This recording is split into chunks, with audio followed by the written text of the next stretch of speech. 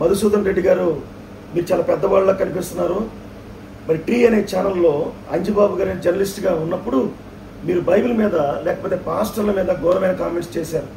ఏమని చేశారంటే, పాస్టర్లు గాలి వెదవలో, వాళ్ళకి బైబిల్ సర్టిఫికెట్లు ఎవరిస్తున్నారు, వాళ్ళకి అసలు ఏం తెలుసు, అసలు ఏమి తెలియని సన్నాసులు పాస్టర్లు అవుతున్నారు, గాలి వెదవలు అవుతున్నారని మీరు కామెంట్ చేశారు.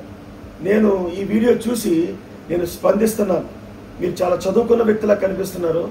తర్వాత అదేవిధంగా మీరు చక్కటి మరి మంచి మాధుర్యమైన మాటలు మాట్లాడి మీరు ఒక అగ్రెసివ్ యాంగిల్లో ఒక దైవ సేవకులు, దేశానికి ఒక ఆశీర్వాదంగా ఉన్న ఈ దైవ సేవకుల వ్యవస్థని, పాస్టర్స్ని మీరు గాలి వెదవలు, గాలి సన్నాసులు అని అన్నారు. ఈ మాటను బట్టి నేను చాలా బాధపడుతున్నాను, చింతిస్తున్నాను. ఇప్పుడే నేను దాదాపు మరి కనిగిరి అనే ప్రాంతాల్లో మీటింగ్స్కి వెళ్ళి వచ్చాను. రావడమే ఈ వీడియో చేయడం జరుగుతుంది. ఎందుకో తెలుసా, మరి నాకున్న బాధ ఏంటంటే, ఒక దేశాన్ని ఉద్ధరించిన పాస్టర్ల వ్యవస్థ, దేశాన్ని ఉద్ధరించిన ఈ దైవ సేవకుల వ్యవస్థ, మిషనరీస్ వ్యవస్థని మీరు గాలి సన్నాసులు, గాలి వెదవులు అన్నారు. ఇది నేను మీ విజ్ఞతగా వదిలిపెడుతున్నాను. ఎందుకంటే మరి మీరు చాలా చదువుకున్న వ్యక్తులా కనిపించారు. ఇంతకుముందు ఏబిఎన్ ఛానల్లో మీరు బాగా ప్రవీణ్ పగడాల గారి గురించి మాట్లాడటానికి వచ్చి మరి ఆ కుహనా మేధావులు ఏబిఎన్ రాధాకృష్ణ గారి ఛానల్లో, ఆ TV5 మూర్తి ఛానల్లో మీరు వచ్చి రెచ్చిపోతున్నారు. అసలు మీరు ఎంత దగ్గరగా కేకేశారో, ఏం కేకో తెలుసా, పాస్టర్లు దేశానికి ద్రోహులు, దేశ ద్రోహులని పళ్ళు కూడా మీకున్న 36 పళ్ళు కొరికారు. నేనేమంటానంటే, అంత కక్ష పాస్టర్ల మీదకి ఎందుకు, అంత కక్ష దైవ సేవకుల మీద ఎందుకు? దయచేసి మీరు ఒక్కసారి ఆలోచించండి. పాస్టర్లు గాలి సన్నాసుల, గాలి వెదవల. నేనేమంటానంటే, ప్రతి మతంలో కూడా ప్రతి మత పెద్దలు ప్రతి మత పెద్దల్లో కూడా సన్నాసులు ఉంటారు, మంచోళ్ళు ఉంటారు. ప్రతి మత పెద్దలు కూడా, అది మరి మహమ్మదీ మతమైనా కొంతమంది చెడ్డవాళ్ళు ఉండొచ్చు, మరి హిందూ మతంలో కొంతమంది చెడ్డ పీఠాధిపతులు ఉండొచ్చు, మంచి పీఠాధిపతులు ఉండొచ్చు. మరి క్రిస్టియానిటీలో కూడా ఇస్క్రేత్ యోధా లాంటి వాళ్ళు పాస్టర్లు ఉన్నారు. వాళ్ళు డబ్బు కోసం సేవ చేసేవాళ్ళు ఉన్నారు, వాళ్ళు భోగాల కోసం సేవ చేసేవాళ్ళు ఉంటారు.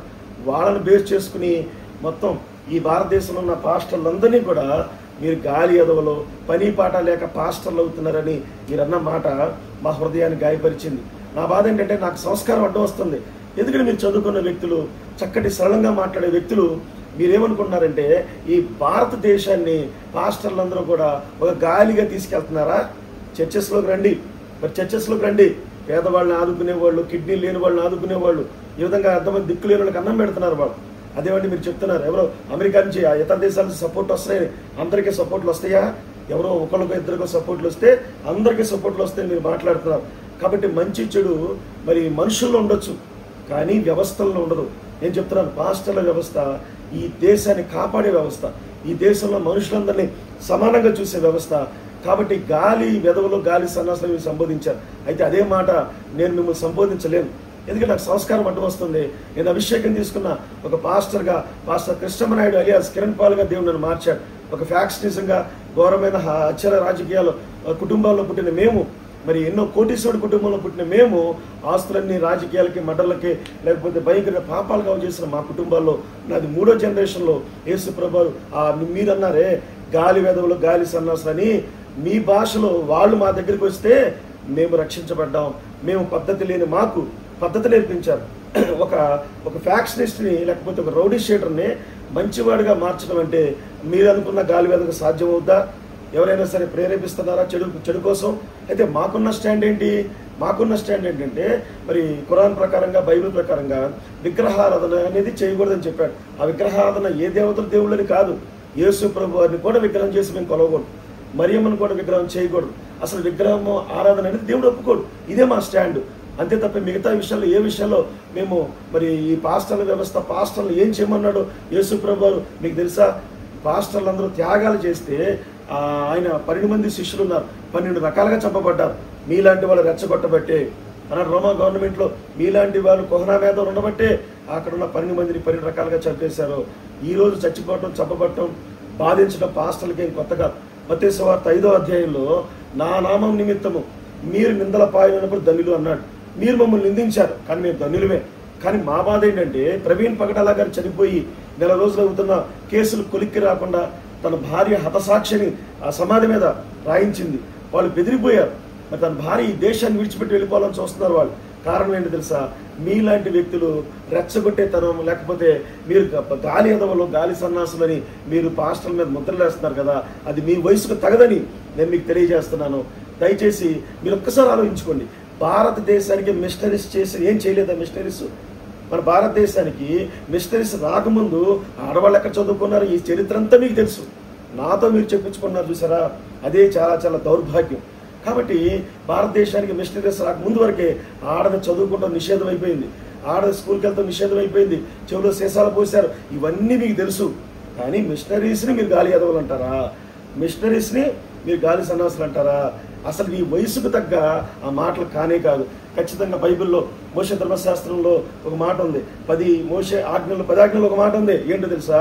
ఒక అబద్ధ సాక్ష్యము పలికిన వాడు శాపగ్రస్తుడు. మీరు శాపాలు కొని తెచ్చుకుంటున్నారు. పాస్టర్లందరూ గాలి వేదవులు, గాలి సన్నాసులు అని చెప్పి మీరు శాపాలు కొని తెచ్చుకున్నారు. మధుసూదన్ రెడ్డి గారి భార్య, వాళ్ళ పిల్లలు ఉంటే వారందరికీ తెలియజేస్తున్నాను, మీ తండ్రి గారు నోరు అదుపులో పెట్టుకోవాలండి. ఈ దేశానికి ఉపయోగపడే మిషనరీస్ని, ప్రవీణ్ పగడాల లాంటి వ్యక్తులను గాలి సన్నాసులని ఆయన సంబోధిస్తున్నాడు. ప్రవీణ్ పగడాల గారు గాలి సన్నాస, లేకపోతే మేము గాలి సన్నాస? ఒకప్పుడు యేసు ప్రభు నమ్ముకోకముందు, బైబిల్లో ఉన్న నీతి వాక్యాలు తెలియకముందు ఆ మాటలు మాకు వర్తించాయి. నిజమే. కానీ యేసు ప్రభు నమ్మిన తర్వాత ఈ జీవం కలిగిన లేఖన భాగం మమ్మల్ని ఒక మంచి పద్ధతిలోకి నడిపించింది. మా రికార్డ్స్ చెక్ చేసుకోండి. కాబట్టి నోటికి ఏదొస్తుంది వాగుదామని మీరు అనుకోవద్దు. దయచేసి మీ వయసుకి పెద్ద వయసుకి మీకు గౌరవిస్తున్నాను. మీరు తండ్రి సమానుడిగా భావించి మిమ్మల్ని నేను హెచ్చరికతో విడిచిపెడుతున్నాను. ఏంటో తెలుసా? మీరు ఆ వర్డ్స్ వెనక్కి తీసుకోవాలి. మిమ్మల్ని జర్నలిజం చేసిన ఆయన పేరు అంజి గారని చెప్పారు. ట్రీ మీడియాలో మీరు మాట్లాడారు. ఆ మీడియా పేరు ట్రీ మీడియా. ఈ ట్రీ మీడియాలో మీరు మాట్లాడారు కాబట్టి నేను అంజి గారిని అడుగుతున్నాను, ఏవయ్యా మధుసూదన్ రెడ్డి గారు ఇట్లా మాట్లాడుతుంటే క్వశ్చన్ వేయాలిగా నువ్వు. ఇప్పుడు ఎవరినైతే అటాక్ చేస్తున్నాడో ఆయన, ఆ అటాక్ చేసే వాళ్ళని డిఫెన్స్ చేయడానికి జర్నలిజం చేయాలి. పాస్టర్లు అందరూ దేశద్రోహులు ఎందుకు అవుతారు? పాస్టర్లు అందరూ మరి సన్నాసులు ఎందుకు అవుతారు? లేకపోతే గాలి వేదవులు ఎందుకు అవుతారని మీరు క్వశ్చన్ వేయాలి. అంజి గారు, మీరు కూడా జర్నలిజం తప్పు చేస్తున్నారు. కాబట్టి మీరు అక్కడ సున్నం కొట్టిన గోడలాగా అలాగే ఉండిపోయి ఆయన చెప్పిన బూతులన్నీ అన్ని వినేసి మీరు టెలికాస్ట్ చేస్తే మీ మీడియా ఛానల్కి ఎంత అవమానం. కాబట్టి లెజెండరీ మీడియా ఛానల్గా మీరు అందరూ ఉండాలి, లేకపోతే రాజనీతిగా మీరు ఉండాలని తెలియజేస్తున్నాను. మళ్ళీ ఇంకో మాట మాట్లాడాడు ఈయన, హాస్టల్ గాలి వేదలు అని చెప్పిన దానికి ఒక మాట చెప్పేసి నేను ముందుకెళ్తాను. ఈ భారతదేశానికి మిషనరీస్ చేసిన గొప్ప ఇది. మరలా పెద్దానికి నీ మాట నేను చెప్పలేకపోతున్నాను. ఏంటో తెలుసా? మరి దళితులు అనబడిన వాళ్ళని కౌగులించుకోలేని వ్యవస్థని మీరు భుజానేసుకుని మాట్లాడుతున్నారు. మాదిగలేని వీళ్ళని, ఇప్పటికీ అనరాని వరకు ఉన్న వాళ్ళందరినీ భుజానేసుకుని మాట్లాడుతున్నారు. ఎవరు అసమానంగా చూస్తున్నది ఎవరు? మాట్లాడుతున్నాను. ఆ ఫోన్ ఆఫ్ చేయమ్మా అని చెప్పాను. మధుసూదన్ రెడ్డి గారు మన భారతదేశానికి మిషనరీస్ ఏం చేయలేదా? మన భారతదేశానికి ఆడవాళ్ళకి ఏం చేయలేదా? విధవరాళ్ళకి ఏం చేయలేదా? ఇవన్నీ మీరు ఆలోచించుకోండి. ఒక్క విధవరాలకు కూడా చీర పెట్టని నువ్వు పాస్టర్లు గాలి విధవలని మాట్లాడుతున్నావా?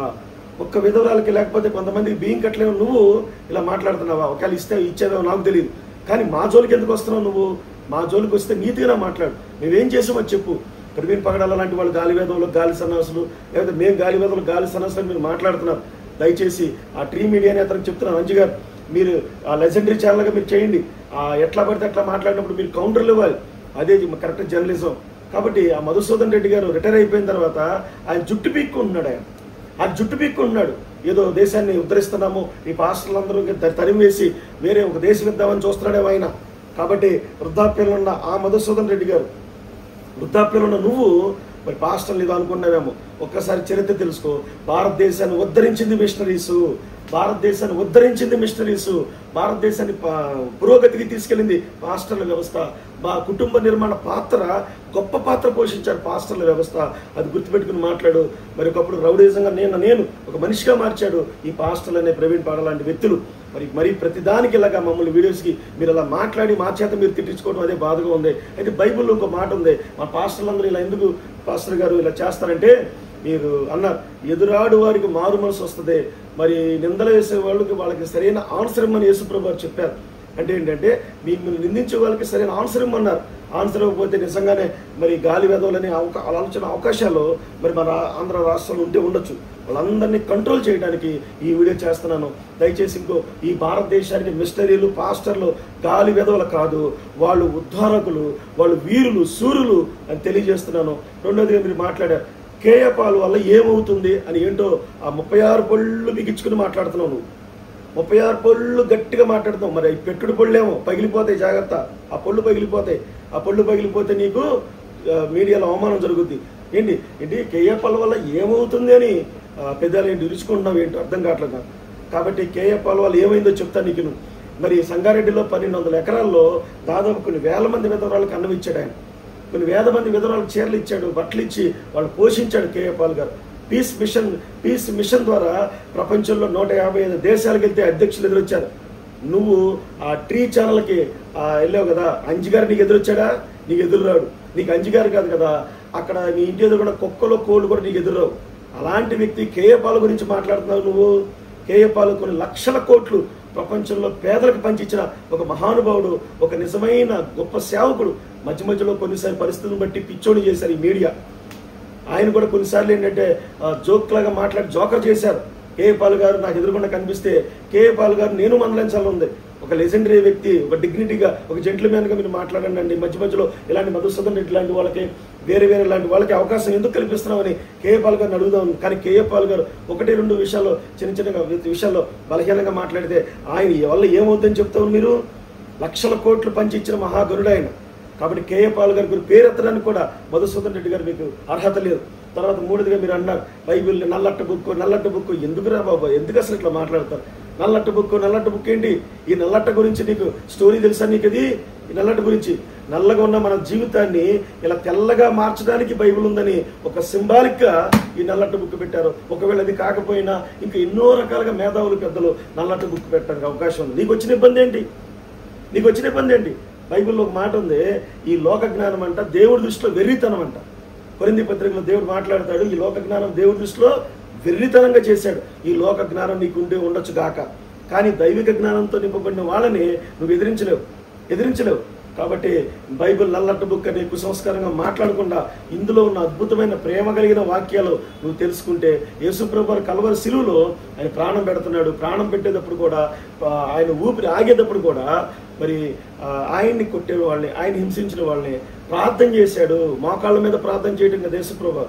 3 మేకుల మీద రక్తస్రావం జరుగుతున్నప్పుడు యేసుప్రభు వారు, మధుసూదన్ రెడ్డి గారు మీ గురించి కూడా ప్రార్థన చేశారు. యేసుప్రభు వారు ఏమని చేశారు తెలుసా?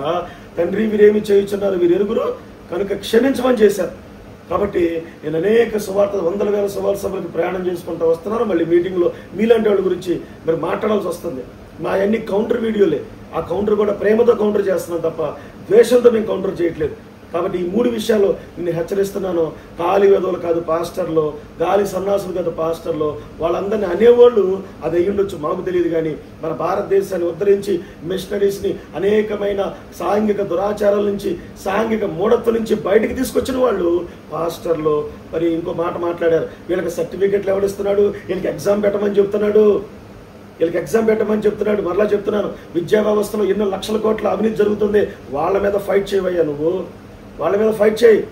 లేదా పట్టపగలే తిరణాల్లో ఎంతోమంది వస్త్రాలు లేకుండా భోగం డ్యాన్స్లు వేసి చిందులేస్తున్నారు. వాళ్ళ మీద ఫైట్ చేయండి మీరు. అది తప్ప ప్రపంచానికి, దేశానికి వెలుగుగా ఉన్న పాస్టర్ల వ్యవస్థలో ఎక్కడో ఒకటో ఒక సన్నాసులు ఉంటే వారిని మీరు మాట్లాడండి తప్ప వ్యవస్థని తప్పుదారి మీరు పట్టించగలిగితే మీరు శాపగ్రస్తులు. మీ కుటుంబస్తులందరికీ నేను గౌరవించి చెప్తున్నాను, ఆ మధుసూదన్ రెడ్డి గారు నోరు కంట్రోల్ చేయాలి, లేకపోతే మరి చాలా తప్పుగా ఉంటుందని నేను యేసుక్రీస్తు ప్రభు నామంలో హెచ్చరిస్తున్నాను. మరి మీరు అన్నారు సర్టిఫికెట్స్ ఎవరిస్తున్నారని. నీ సర్టిఫికెట్ కావాలా మాకు? నువ్వు ఇచ్చే సర్టిఫికెట్ కావాలా మాకు? సర్టిఫికెట్లు ఎందుకు? మాకు దేవుడే సర్టిఫికెట్. దేవుడి అభిషేకం మా మీదకి వస్తేనే అదే పాస్టర్లు అనేది ఒక నిర్ధారణ చేసే సర్టిఫికెట్. అభిషేకాల గురించి నీకేం తెలుసు? దయచేసి ఇంటికాడ కూర్చుని మరి చక్కగా ఇంట్లో ఉన్న పప్పు అన్నాలు అవి తిని సైలెంట్గా కూర్చో. అంతేగాని ఒకవేళ బయటకు వస్తే సమాజానికి ఉద్ధరించే మాటలు మాట్లాడు. ఈ దేశానికి మరలా చెప్తున్నాను, పాస్టర్లు అనేది దేశ ద్రోహులు కాదు, లేకపోతే గాలి వెధవలు కాదు, గాలి సన్నాసులు కాదు. వాళ్ళు దేశ ఉద్ధారకులు. పాస్టర్ల వ్యవస్థ గురించి మాట్లాడతా, పాస్టర్ల గురించి మాట్లాడుతున్నా. వాళ్ళు గొప్ప మహానాయకులని మీకు తెలియజేస్తూ, ప్రవీణ్ పగడాల గారి విషయంలో వాళ్ళ భార్యని మీరు ఓదార్చారా? వాళ్ళ భార్యని మీరు ఓదార్చారా? కానీ ఎవరు ఓదార్చలా. నువ్వే ఓదార్పు కోసం ఎదురు చూడగా మానవత మంట కలిసిపోయిన రోజులు మేము ఉన్నాం. మధుసూదన్ రెడ్డి గారు, ఇదే మీకు హెచ్చరిక. దయచేసి ఇంక ఏ మీడియాలో కూడా మీరు వచ్చి పాస్టర్ల గురించి కుసంస్కారంగా మాట్లాడితే కనుక నేను మరి ఇంకా అగ్రెసివ్గా, అంటే బైబిల్ ప్రకారంగానే మాట్లాడతాను. అగ్రెసివ్ అంటే తప్పు అని కాదు. రాబోతు ఉగ్రత నుంచి మిమ్మల్ని తప్పించువాడు ఎవడు? రాబోతు ఉగ్రత నుంచి మిమ్మల్ని తప్పించువాడు ఎవడు అని బైబిల్ మాట్లాడుతుంది.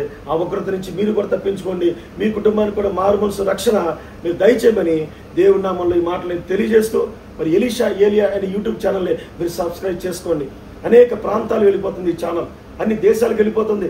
ఎలీషా ఏలియా అనే దైవ సేవకుడు ఆయన అనేక మందిరాలు కడుతున్నాడు. ఖమ్మం జిల్లాలో ఒక మంచి అద్భుతమైన ఉద్యమంగా సంబంధించిన ఒక మంచి దైవ సేవకుడు. దయచేసి ఆ ఛానల్ మీరు సబ్స్క్రైబ్ చేసుకోండి, మీరు కామెంట్లు పెట్టండి. మధుసూదన్ రెడ్డి గారు ఆయన ట్రీ మీడియాలో మీరు కూడా చూడండి, ఆయన మాట్లాడిన కుసంస్కారమైన మాటలే అవి తప్పని. అయితే క్రైస్తవులందరికీ నేను చెప్పే హెచ్చరిక ఏంటంటే, కామెంట్లు పెట్టేవాడు కుసంస్కారంగా పెట్టొద్దు, గౌరవంగా చెప్పండి. అతను కరెక్ట్గా మాట్లాడలేదంటే కరెక్ట్గా మాట్లాడలేదని చెప్పండి, అంతే తప్ప ఏదో రకరకాలైన బూతు మాటలు క్రైస్తవులు మీరు పెడుతున్నారు. క్రైస్తవులు మీకు కూడా సంస్కారం లేకుండా కొంతమంది బూతు మాటలు పెడుతున్నారు కామెంట్లో. మిమ్మల్ని కూడా ఖండిస్తున్నాను. మీరు పద్ధతిగా బతకమని క్రైస్తవులు కూడా కోరుకుంటూ, మరి మధుసూదన్ రెడ్డి గారికి మారు మనసు దేవుడు ఇచ్చి ఇవ్వాలని మనస్ఫూర్తిగా కోరుకుంటూ ఈ మాటలు ముగిస్తున్నాను. God bless you.